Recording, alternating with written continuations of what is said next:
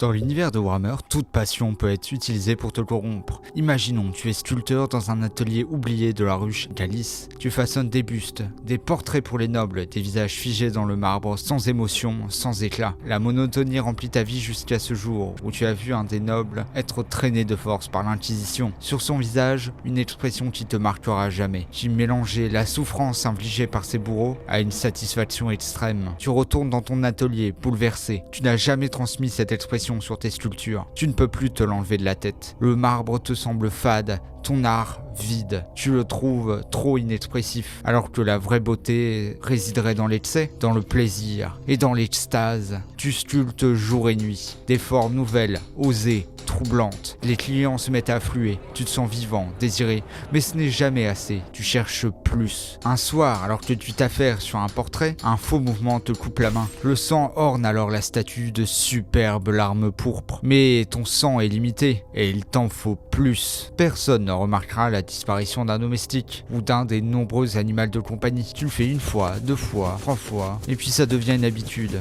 Tu veux que les statues pleurent, gémissent, chantent ton nom. Tu veux que ton art respire, qu'il soit authentique. Et quoi de mieux pour représenter un être humain qu'avec de la vraie chair? Tu te mets alors à tailler tes sujets paralysés, mais vivants. Piégé dans une délicieuse agonie, tu finis par envier le sort de tes statues. Une voix langoureuse s'infiltre alors en toi. Offre-moi ton dernier soupir et je t'accorderai le plaisir éternel. Tu souris, la douleur devient plaisir, l'extase devient pouvoir. Et dans le warp, Slaanesh festoie.